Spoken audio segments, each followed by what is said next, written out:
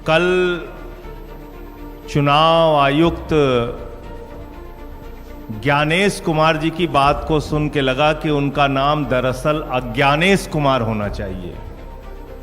अज्ञानता की बातें की उन्होंने।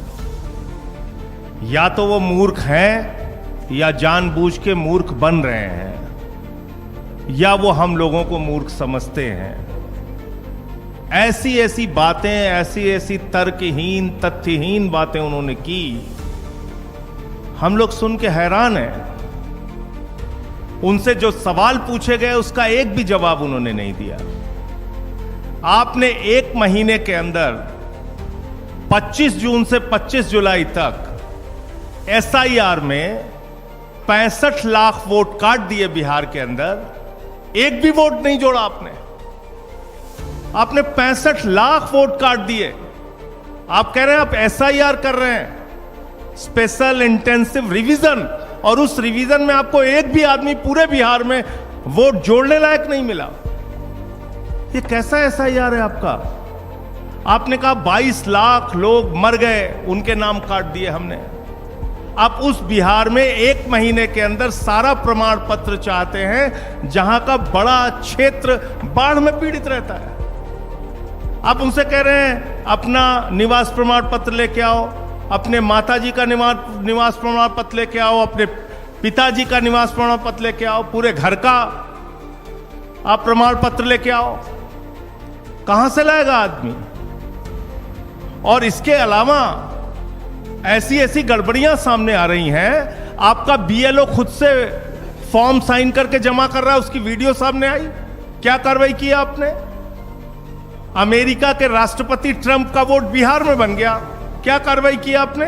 कुत्ते का निवास प्रमाण पत्र बिहार में बन गया, क्या किया आपने? क्या किया आपने?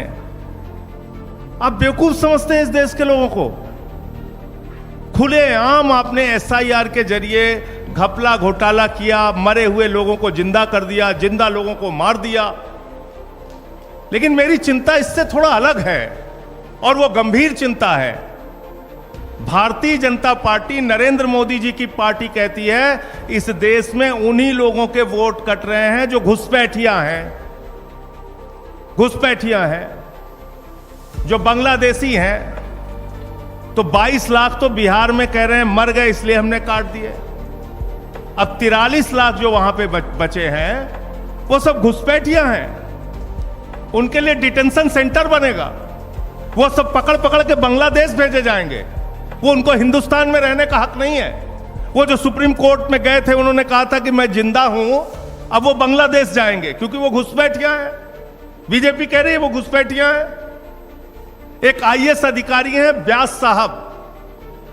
साहब रिटायर्ड आईएएस अधिकारी हैं, पति पत्नी दोनों के नाम काट दिए गए। अब वो घुसपैठियां हैं, वो डिटेंशन सेंटर में रहेंगे, वो बांग्लादेश जाएंगे। आप देश को आपने तमाशा बना रखा है। आप कह रहे हैं चुनाव आयोग को वोट चोर कहना संविधान के खिलाफ है, वोट चोरी करना संविधान के मुताबिक है। वाह भैया, वोट चोर कहना संविधान के खिलाफ है, वोट चोरी करना संविधान के मुताबिक है, वोटर लिस्ट में भ्रष्टाचार करना संविधान के मुताबिक है। आप कहते हैं शिकायत नहीं की गई आपको। मैं दिल्ली का उदाहरण बताता हूं। दिल्ली में केंद्रीय मंत्रियों के घर पे 33 वोट बने, 25 वोट बने, 22 वोट बने, सांसदों के घर में 15 वोट बने। मैं खुद केजरीवाल जी के नेतृत्व में जाके शिकायत हमने लिखित रूप से दे के आए थे हम लोग। कोई कार्रवाई आपने नहीं किया। आपने नई दिल्ली विधानसभा क्षेत्र में 42,000 वोट काट दिए, 42,000 वोट चुनाव शुरू होने से पहले। 14 विधानसभाओं में भारतीय जनता पार्टी के कार्यकर्ताओं ने हजारों वोट कटवाने की एप्लीकेशन दी। ये सारी लिखित शिकायत, मिल के शिकायत, अनुरोध करके शिकायत, बार बार कह के शिकायत हम लोगों ने चुनाव आयोग में जाके की। आज तक कोई कार्रवाई आपने नहीं किया। समाजवादी पार्टी के रामगोपाल जी ने बताया, उन्होंने एफिडेविट पर शिकायत किया। महाराष्ट्र के अरविंद सावंत भाई ने बताया, और तमाम लोग, बंगाल में ममता जी ने बताया कि कैसे आपने फ्रॉड किया वहां पे। लेकिन आप कोई कार्रवाई नहीं करते। फिर कह रहे हैं कल की प्रेस कॉन्फ्रेंस से ज्यादा तो मुझे हंसी परसों का उनका चिट्ठी देख के आई। उनका जो लेटर आया सामने, उसका पॉइंट नंबर 7 में पढ़ रहा था। कहने लगे साहब गड़बड़ी हुई है, लेकिन राजनीतिक दलों ने हमें नहीं बताया कि गड़बड़ी हुई है। तो मैंने कहा ये तो वही किस्सा हो गया कि एक बदमाश थानेदार आया एक इलाके में, उस थानेदार ने अपने सिपाहियों के साथ मिलकर इलाके में डकैती डाल दी। तो फिर वो थानेदार पकड़ा गया। थानेदार जब पकड़ा गया तो थानेदार ने कहा कि साहब इस इलाके के लोगों ने बताया ही नहीं कि डकैती डालना गलत बात है, चोरी करना गलत बात है। भैया SIR आपने शुरू की, वोटर लिस्ट ठीक करना आपका काम है। 2018 का सुप्रीम कोर्ट का जजमेंट है, वोटर लिस्ट ठीक करना सिर्फ और सिर्फ चुनाव आयोग की जिम्मेदारी है। आप विपक्षी दलों को धमका रहे हैं, कह रहे हैं कि ये संविधान के खिलाफ बोल रहे हैं। हम लोग संविधान बचाने की लड़ाई लड़ रहे हैं। मताधिकार एक ऐसा अधिकार है जो बाबा साहब डॉक्टर भीमराव अंबेडकर जी ने भारत के संविधान में दिया और कहा कि राष्ट्रपति के वोट की गिनती भी एक होगी और गांव में रहने वाले मजदूर के भी वोट की गिनती एक होगी। हम इसकी लड़ाई लड़ रहे हैं, हम इसके लिए काम कर रहे हैं। और ये वोटर लिस्ट की गड़बड़ी जानबूझ के आप कर रहे हैं। इसमें आपने कल अपने आप को एक्सपोज किया पूरे देश के सामने। आप कह रहे हैं महिलाओं की प्राइवेसी भंग हो जाती है। वोटर लिस्ट की जब वोट देने के लिए लाइनें लगी होती हैं महिलाओं की, मैंने तो महुआ जी से कहा कि इस बार जब वोट देने के लिए जाना तो किसी मीडिया वाले को अपनी वीडियो मत बनाने देना, क्योंकि आपकी प्राइवेसी भंग हो जाएगी उससे।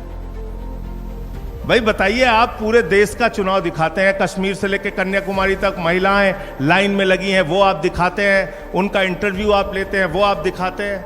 45 दिन तक आपके खुद के नियम में आज भी लिखा हुआ है कि आप CCTV फुटेज देंगे, तब प्राइवेसी भंग नहीं होगी। तो इसलिए आपने सरासर झूठ बोला, सीना ठोक के कल झूठ बोला।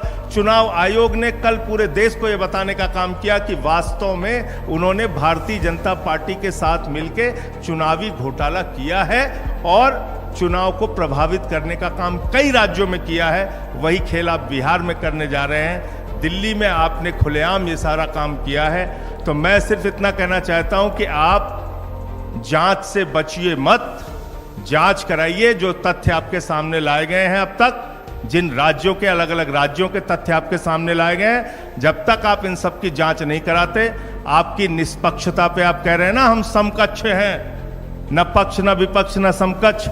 आपको अगर अपने आप को निष्पक्ष साबित करना है तो पूरे देश में जहां जहां बड़ी शिकायतें आपके बारे में मिली हैं, आप उसकी जांच कराइए और कार्रवाई कराइए, वरना आपको हमेशा ये कहा जाएगा कि आपके नेतृत्व में वोट चोरी हुई है और आपने घोटाला किया है। धन्यवाद।